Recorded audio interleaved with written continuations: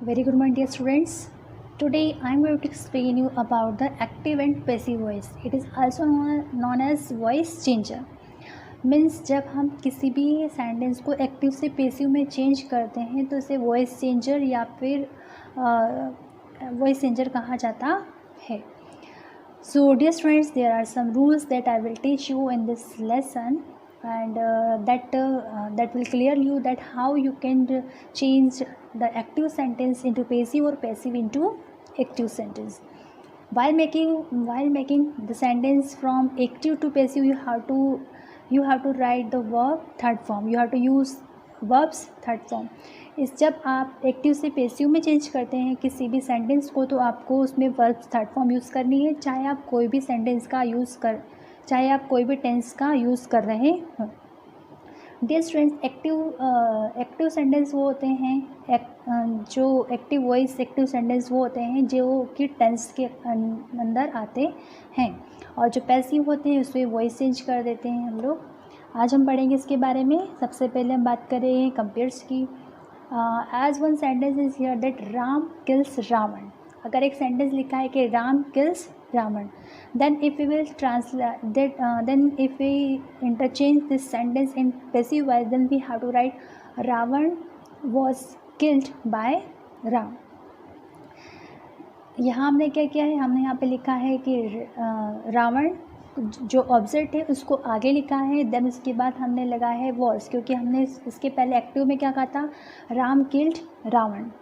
तो Ram killed Ravan means कौन सा टेंस है, ये पास्ट सिंपल टेंस है, और इसीलिए जब हम उसको कन्वर्ट करेंगे पैसिव में तो हम लिखेंगे सबसे पहले object Ravan, then we have to write was, क्योंकि यहाँ पे सिंगुलर सब्जेक्ट है. उसके बाद किल का थर्ड फॉर्म किल्ड होता है, इसलिए किल्ड लिखेंगे. देन बाय किसके द्वारा किया गया है, तो बाय लगाकर उसमें एजेंट मीन्स राम का नाम लिखते हैं. It will be seen that this two sentence express the same meaning. जिसका मतलब ये हुआ कि दोनों सेंटेंस का मीनिंग क्या है, सेम होता है, लेकिन जो मीनिंग्स तो सेम होता है, बस उसका लिखने का तरीका अलग होता है. But in the first sentence the form of the verb shows that the person denoted by the subject. लेकिन फर्स्ट सेंटेंस में हमने क्या बताया है कि पहला जो सब्जेक्ट है मीन्स जो वर्ब है वो डिनोट करती है सब्जेक्ट को. जैसे Rama, the person denoted by the subject does something. Ram जो है वो कुछ करता है. The verb haves is see to be in the active voice. जब वर्ब आती है किसके लिए, किसके साथ, सब्जेक्ट के साथ, दैट मीन्स वो क्या डिनोट कर रही है, सब्जेक्ट को डिनोट कर रही है, और इसलिए वो एक्टिव वॉइस कहलाता है. In the second sentence the form of the verb shows that something is done. और जबकि सेकेंड सेंटेंस में हम ये बताते हैं कि कुछ हो चुका है. Something is done to the person denoted by the subject. Subject के द्वारा उस पर्सन को कुछ हो चुका है. Something is done to Hari, the person denoted by the subject means हमने ये बताया. Something is done to Ravan means Ravan की बात की जा रही है. रावण को कुछ किया जा चुका है, किसके द्वारा, सब्जेक्ट के द्वारा, और यहाँ सब्जेक्ट क्या था, Ram. The verbs is help is see to be in the passive voice. अब इसमें जो वर्ब्स लगाई गई है जो हेल्प कर रही है, इसलिए इससे कहा गया है passive voice. A verb is in the active voice when it's form shows as in the first sentence that the person or things denoted by the subject does something. Means पहले sentence में हम tense use करते हैं, इसलिए इसे यह कहा जाता है कि कोई व्यक्ति किसी काम को करता है. और in the other words is the doer of the action. हम उसमें बताते हैं कि यहाँ पे डूअर की बात की गई है. सबसे पहले हम डूअर की बात करते हैं, दैट मीन्स सब्जेक्ट की बात करते हैं. The active voice is so called because the person denoted by the subject acts. यहाँ पे सब्जेक्ट एक्ट कर रहा है, और इसीलिए वर्ब जो है किसको डिनोट करती है, सब्जेक्ट को डिनोट करती है. A verb is in the passive voice when its form shows, as in the second sentence, that something is done to the person or thing denoted by the subject. अब यहाँ पे बताया गया है कि जो सब्जेक्ट है उसके द्वारा कुछ किया गया है. किसे किया गया है, तो ऑब्जेक्ट को. इसलिए यहाँ पे जो वर्ब है वो उस जिस ऑब्जेक्ट है उसको डिनोट करती है. The passive voice is not active but passive, that is suffers और रिसीव सम एक्शंस. ये किसी एक्शन को किसी भी एक्शन को सफ़र करता है या रिसीव करता है, इसीलिए इसे पैसिव वॉइस कहा जाता है। Now we studying from rule first. Rule first is that careful about the use of personal pronouns. हमें पर्सनल प्रोनाउंस के लिए बहुत ही केयरफुल रहना है। पर्सनल प्रोनाउंस में आता है आई और वी। जैसे I care you, that means you are cared by me. जब आप लिखेंगे एक्टिव में आई केयर यू, दैन उसको पैसिव में चेंज करते वक्त जो मी होगा वो आई में कन्वर्ट हो जाएगा। देन आई केयर यू, तो यू जो होगा ऑब्जेक्ट है और ऑब्जेक्ट कन्वर्ट हो जाएगा वापस से यू में ही। यू एज इट इज़ रहता है, इसलिए यू को हम आगे लिखेंगे और फिर लिखेंगे you are cared by me. Then Anup informed them, यहाँ पे देम जो है कन्वर्ट हो जाएगा दे में। They were informed by Anoop. Rule second, the object or the subject may be a long phrase instead of a single word, then the whole phrase will change its position. अगर हमारा object बहुत बड़ा है तो हम उसकी position को पूरा एज इट इज़ उठाकर चेंज कर सकते हैं। मीन्स पूरा वो एज एन ऑब्जेक्ट कहलाएगा। जैसे the flood uprooted a large number of trees and electric poles. अब यहाँ पे फ्लड अपरूटेड, यहाँ पे फ्लड जो है सब्जेक्ट है, अपरूटेड जो है वो वर्ब है, और जो है a large number of trees and electric poles ये ऑब्जेक्ट है। तो इसे हम पूरा एज इट इज़ पिक करके आगे लिखेंगे। A large number of trees and electric poles were uprooted by the flood. Same year the parents of all brilliant students attended the function. Means यहाँ पे सब्जेक्ट इतना बड़ा है, the parents of all brilliant students, this is the our subject. तो हम इसको उठाकर पीछे लेके जाएंगे और सबसे आगे लिखेंगे the function was attended by the parents of all the brilliant students. Third rule ये बोलता है कि when verb in the active voice takes two object, अगर वर्ब में टू ऑब्जेक्ट्स हैं, there are two forms in the passive voice. तब passive voice में कितनी फॉर्म्स हैं? दो फॉर्म्स होंगे। जैसे she gave me a pen, आप उसको दो तरीके से बना सकते हैं। जैसे she gave me a pen लिखा है, आप उसको लिख सकते हैं मी को कन्वर्ट कर सकते हैं आई में, I was given a pen by her. या फिर आप हर को आगे लिख सकते हैं, अ पेन, हर को लास्ट में लिख सकते हैं, a pen was given to me by her. तो यहाँ पे दो ऑब्जेक्ट हैं, आप किसी भी ऑब्जेक्ट को पिक करके आगे लिख सकते हैं। फोर्थ रूल ये कहता है active verbs followed by prepositions retain them when they are change into passive voice. अगर हमारा जो ऑब्जेक्ट है वो उसके साथ प्रीपोजिशन है, तो जब आप उस ऑब्जेक्ट को आगे उठा के लिखते हैं तब उसके साथ प्रीपोजिशन को आपको अप्लाई नहीं करना है। जैसे दे लाफ्ड एट द बेगर, तो हम पैसिव में चेंज करेंगे the beggar was laughed eight bye them. He did not care for me, I was not cared for by him। Means जो प्रीपोजिशन होगा वो ऑब्जेक्ट में ही रहेगा और वो ऑब्जेक्ट के लास्ट में लगेगा। Rule number fifth, when interrogative sentences are change into passive voice they retain interrogative form. जब आप इंट्रोगेटिव सेंटेंस को चेंज करते हैं तो वो क्या रिटेन करता है? उसकी पैसिव फॉर्म को चेंज नहीं करता, चेंज हो जाता है। जैसे why do you love your teachers, अब यहाँ पे टीचर्स जो है वो ऑब्जेक्ट है, इसलिए हम उसको उठाकर आगे लिखेंगे teachers loved by you. Why the teachers loved by you. Active voice में how does she do all this, अब how is all this done by her. इस तरीके से हम इंट्रोगेटिव सेंटेंस बना सकते हैं। Now we are talking about the first tense, this name is simple present.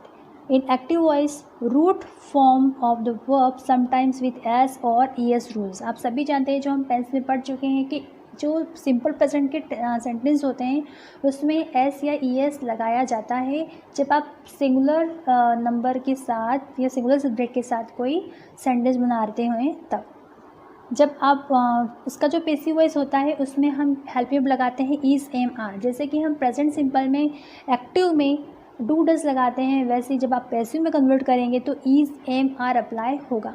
Is apply होगा ही शी इट एनोनिम के साथ, एम अप्लाई होगा आई के साथ, और आर अप्लाई होगा दे यू वी और प्लूरल नंबर के साथ। Then we have to apply past participle form of the verb rules. इसके बाद हमको पास्ट पार्टिसिपल लगाना है, दैट मीन्स वर्ब का थर्ड फॉर्म अप्लाई करना है। One example is here, Manoj drinks milk every morning. Here Manoj drinks milk, here milk is an object, और उसके बाद जो है वो सेकेंड ऑब्जेक्ट है, तो हम सबसे पहले आगे लिखेंगे मिल्क। मिल्क इज़ ड्रिंक्स का थर्ड फॉर्म होता है drunk, drunk by Manoj every morning. Next है चिल्ड्रन लव स्वीट्स, यहाँ पे स्वीट्स जो है वो ऑब्जेक्ट है, तो sweets are loved by children.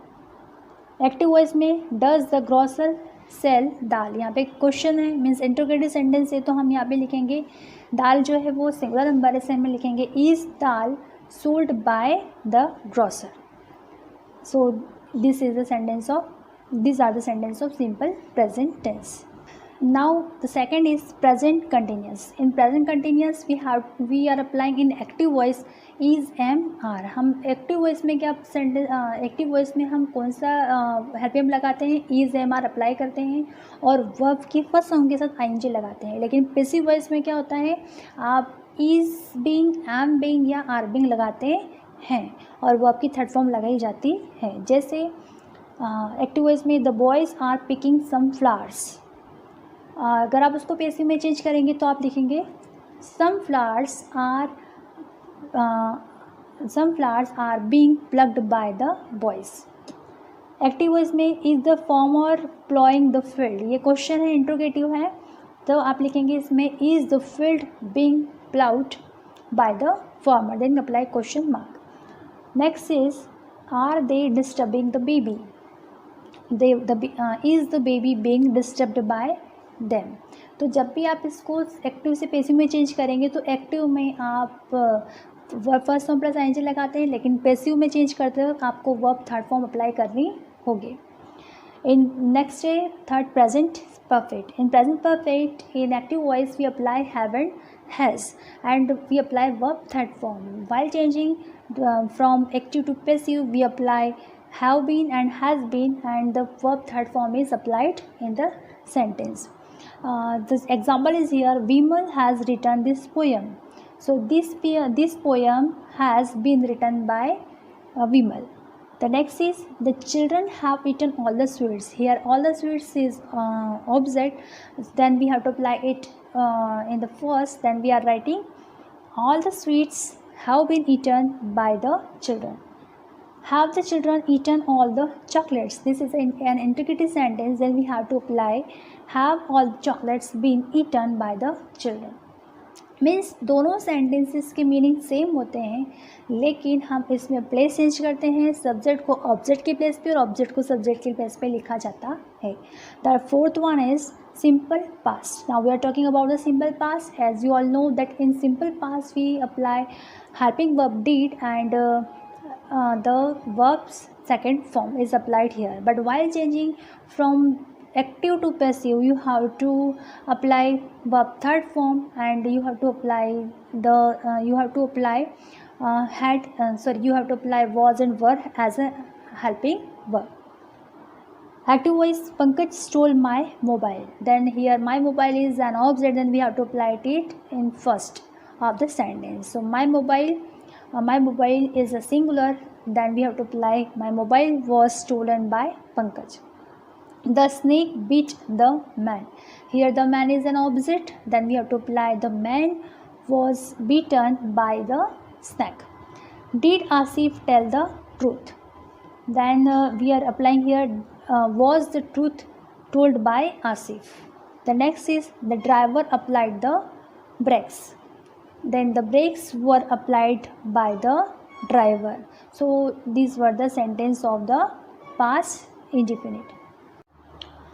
Now the next is fifth, past continuous. In past continuous, as you all know that in active voice we were applying was and were, but while changing it in passive voice then we have to apply was being and were being and verb third form. The example is here, active voice, the president was delivering the speech. Here the speech is an object, then we are applying it in first of the sentence. The speech was being delivered by the president. Active voice में the एक example हो रहे, active voice, the soldiers were defending the country. Here we are applying the country was being defended by the soldiers. Active voice, was the gardener watering the flowers? Here the flowers are opposite, then we are applying were the flowers being watered by the gardener. So dear students, हमें जो object है उसको आगे put करना है, then उसी object को देखकर उसके साथ हमें हेल्पिंग वर्ब चूज़ करना है, then main verb third form लगानी है, then by then agent means subject apply करना है. नेक्स्ट है past perfect. In past perfect, as you all know that in active voice we apply had, but while changing it in passive voice then we have to apply had been, and in both sentences we apply in active voice and in passive voice we apply verbs third form. The example is here, we had already received your gift. Here your gift is an object and we are applying it in first of the sentence. Your gift had been your gift had already been received by us. Next, had the farmer reaped the crops? This is an integrated sentence. Had the crops been reaped by the farmers? Next, we are talking about the simple future. In simple future, we apply shall and will. But while changing it in passive voice, then we have to apply shall be and will be. Active voice, we shall arrange a picnic. Then we are applying here, a picnic will be arranged by us. She will never hurt you. You will never hurt by her. And next is shall we help her? This is an integrated sentence. Then we have to write will she be helped by us. Now we are talking about the future perfect. Dear students, in future continue, it is impossible to make the sentence from active to passive voice. Means future continuous में हम active से passive में change नहीं कर सकते हैं. Active form से passive voice में पैसिव फॉर्म में चेंज करना इम्पॉसिबल है. So we are studying about the future perfect now. In future perfect we apply in active voice will have and shall have, but while by changing it in passive voice then we have to apply shall have been and will have been. The example is here, the chemist will have closed the shop by 10 o'clock. Then we will change it in passive voice, the shop will have been closed by the chemist by 10 o'clock. Same here in active voice, we shall have painted the whole wall by 4 o'clock. Here the whole wall is an object, then we are applying it in front of the, first of the sentence. The whole wall will have been painted by us by 4 o'clock. So dear student, these are the active and passive voice which I have explained to you, and the one rule is here that when the verbs which take two objects after them in an active voice are changed to the passive voice. अगर किसी भी sentence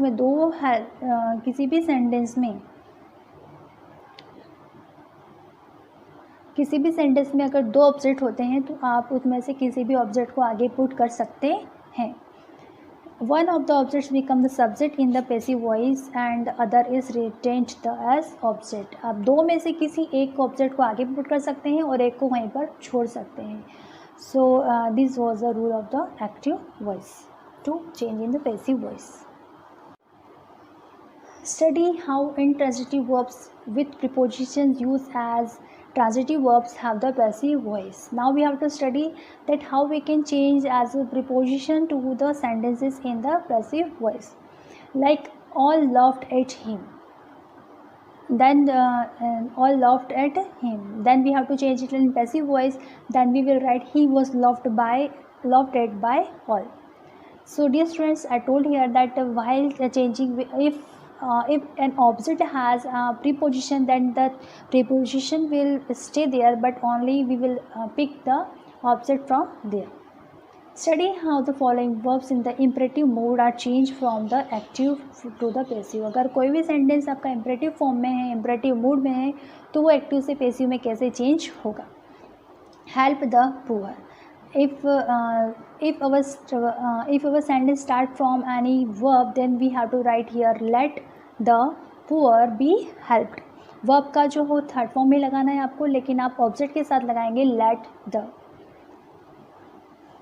study how the following interrogative sentences are change from the active to the passive. अब हमको ये बताना है कि आप इंटरोगेटिव सेंटेंस को एक्टिव से पैसिव में कैसे चेंज कर सकते हैं। जैसे how did you solve this puzzle, how एलर्डिज रहेगा हाउ, और डिड यू है दैट मीन्स ये पास्ट टेंस है इसलिए आपने उसमें वॉज अप्लाई किया है। How was this puzzle solved bye you. Next है why did you scolded her, यहाँ पे वाई एज इट इज़ रहेगा, फिर डी टी लगा है दैट मीन्स पास्ट टेंस है तो वॉज लगाना है she scolded by you. Last one is study carefully the following examples of passive voice without by. अब बिना बाय के भी हम सेंटेंस बना सकते हैं। ऐसा कंपल्शन नहीं होता है कि आपको बाय लिखना ज़रूरी होता है, बट कुछ सेंटेंस में बाय लिखना कंपल्सरी होता है और कुछ में नहीं होता। जैसे दे इलेक्टेड हिम सेक्रेटरी, तो हम यहाँ लिख सकते हैं ही वॉज इलेक्टेड सेक्रेटरी। अब बाय देम लगाना कंपल्शन नहीं है। They chose mister Roy manager, mister Roy was chose as manager. We call the dog Lalu, the dog is called Lalu. Change from passive into active, अब हम active से passive से active में change कर सकते हैं। जैसे by whom was this book written, अब इसको चेंज करना है आपको पैसिव में तो आप लिखेंगे who wrote this book. My watch has been stolen, then we will write someone has stolen my watch. So dear student, these were the active voice and passive voice, and I think that you all have understood that how we can interchange from active to passive voice and from passive to active voice. Thank you.